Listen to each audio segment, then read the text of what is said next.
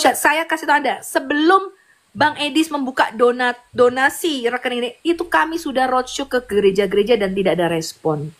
Nggak ada respon. Mereka cuma, iya kami mendukung, kami punya pekerjaan, tapi mereka nggak merespon.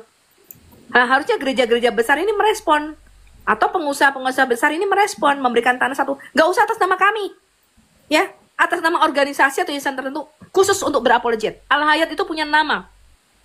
Atas nama yayasan. Bilanglah mau dari inventar siapapun terserah. Betul, seperti itu.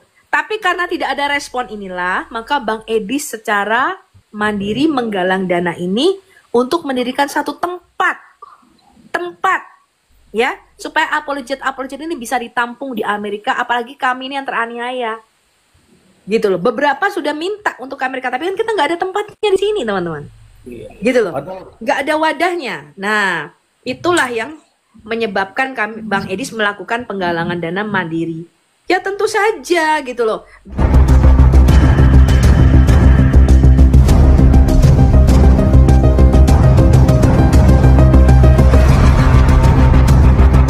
Assalamualaikum warahmatullahi wabarakatuh. Teman-teman, akhirnya terkuak juga rahasia besar yang selama ini disembunyikan oleh Edis Tipu. Lewat pengakuan mengejutkan dari Sophie Katul, publik dibuat terperangah dengan kisah tragis sekaligus memalukan dan memilukan di balik proyek rumah apologet yang digembar-gemborkan oleh Edis Tipu di Amerika. Menurut Sophie Katul, Edis Tipu telah melobi habis-habisan berbagai pihak di Amerika, mulai dari gereja-gereja besar, para pendeta, hingga para pengusaha Kristen di Amerika, demi untuk mendapatkan dukungan finansial untuk proyek tersebut. Namun hasilnya nol besar, tidak ada satupun yang mau membantu. Nah, karena gagal mendapat dukungan dari kalangan Kristen di Amerika, Edis Tipu pun berbalik arah dan mulai mengemis donasi dari umat Kristen di Indonesia, memainkan narasi penderitaan dan perjuangan agar belas kasihan umat Kristen tersentuh. Kisah yang dibongkar Sophie Katul ini benar-benar menelanjangi motif sebenarnya di balik penggalangan dana besar-besaran itu. Ternyata di balik slogan membangun pelayanan tersembunyi ambisi pribadi dan kepanikan finansial yang sangat memalukan. Dan kini publik bertanya-tanya, apakah rumah apologet itu murni proyek pelayanan ataukah sekedar kedok untuk mengeruk donasi dari umat Kristen di Indonesia? Satu hal yang pasti, bongkar-bongkaran Sophie Katul ini jadi pukulan telak bagi citra Edis Tipu yang selama ini mencoba tampil suci dan heroik di hadapan para pengikutnya. Benar. Nah, dia tentu butuh rumah, betul nggak? Benar. Nah, itu nggak mungkin. Kalau dia menyewa terus, dia harus bekerja, itu akan capek sih. Seperti saya bekerja akan sekali, nggak bisa buat live, gitu loh. Nah, untuk mendukung itu, kami memang butuh, dan kami sudah sosial. Saya kasih tahu Anda, sebelum Bang Edis membuka donasi rekening ini, itu kami sudah roadshow ke gereja-gereja dan tidak ada respon. Nggak ada respon. Mereka cuma, iya kami mendukung, kami punya pekerjaan, tapi mereka nggak merespon. Nah, harusnya gereja-gereja besar ini merespon. Atau pengusaha-pengusaha besar ini merespon, memberikan tanah satu. Nggak usah atas nama kami. Ya, atas nama organisasi atau yayasan tertentu, khusus untuk berapologet. Al-Hayat itu punya nama. Atas nama yayasan.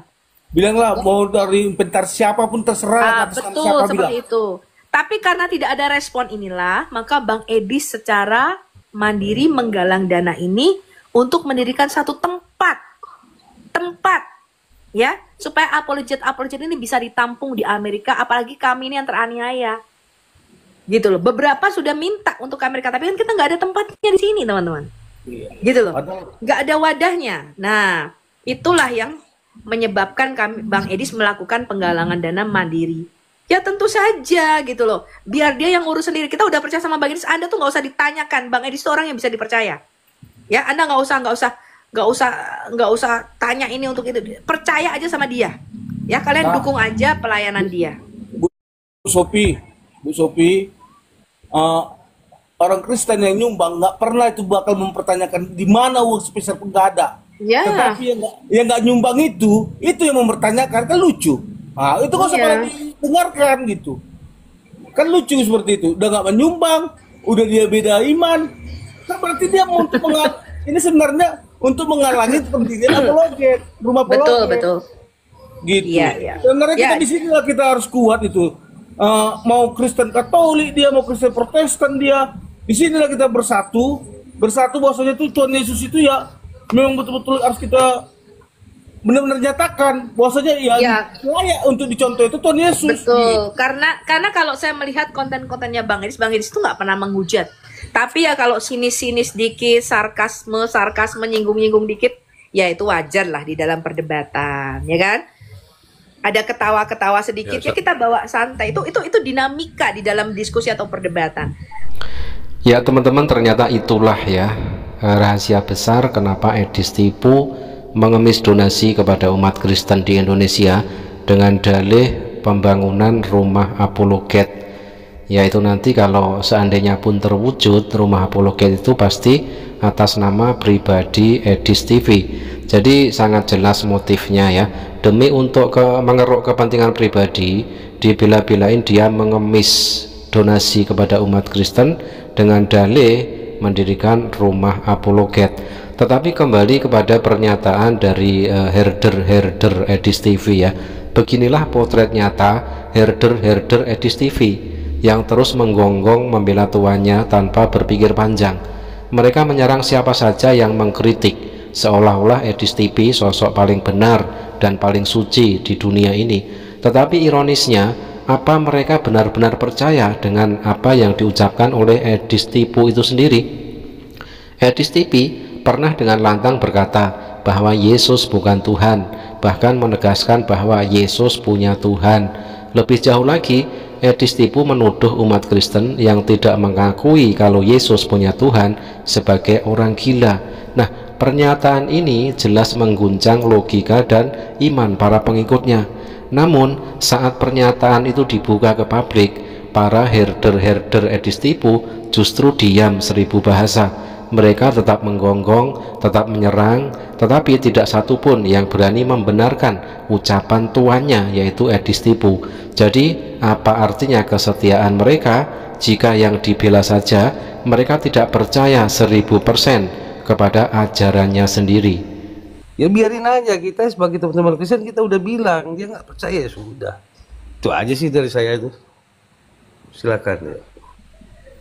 Kalau menanggapi si Rudi, anggap angin lalu aja itu Bang, karena kan begini juga ya. Inilah kesempatan Muslim ini memakai alat untuk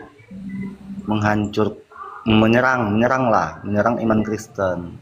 Jadi kalau masalah si Rudi itu lah kita apain aja, istilahnya kita anggap aja kita fokus aja dulu tentang penginjilan ini, tentang Edis TV, kita support gimana dia, kan begitu, supaya pemberitaan Injil ini lancar-lancar aja dari Amerika.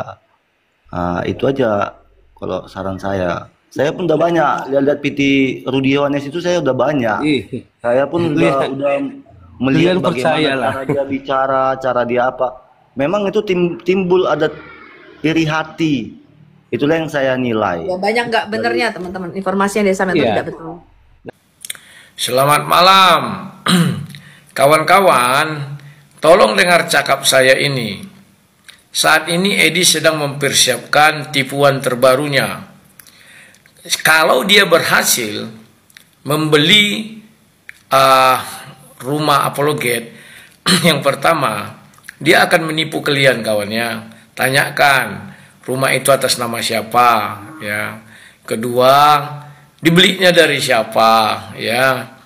Setelah itu terjadi kawan, percayalah kalian dia akan menipu lagi, sebab dia sedang memikirkan apa tipuan berikutnya agar dia bisa tetap makan di Amerika. Kalau sebagai hujater melalui TikTok, paling-paling penghasilannya cuma ya $700 begitu ya kawan-kawannya. Makanya dia percaya selepas rumah apologet itu jadi, dia akan menciptakan tipuan baru lagi. Saya sanksi bahwa rumah apologet itu akan mundur tidak sampai Desember, mungkin Januari, mungkin Februari, karena uangnya sudah dia habiskan untuk bayar utang di kampungnya. Sampai jumpa. Ya teman-teman, kita ucapkan selamat untuk para herder Edis TV. Selamat untuk para herder Edis TV, karena kalian resmi menjadi korban abadi dari kebohongan Tuhan kalian sendiri. Meski sudah berkali-kali dibongkar, kalian tetap percaya dan membela tanpa berpikir panjang. Bahkan jika nanti seandainya rumah apologet yang diagung-agungkan itu benar-benar terwujud, coba tanyakan rumah itu atas nama siapa. Menurut Rudy Yohanes, semua ini hanyalah tipuan berlapis dari Edis Tipu. Setelah gagal mendapatkan dukungan dari luar negeri, Edis Tipu kembali menggalang donasi, bukan untuk pelayanan, tapi demi bertahan hidup di Amerika, bahkan sekedar untuk makan sehari-hari. Dan seperti biasa, narasi penderitaan dan drama belas kasihan dijadikan alat untuk memancing simpati para herdernya yang masih setia menggonggong, membela tanpa logika.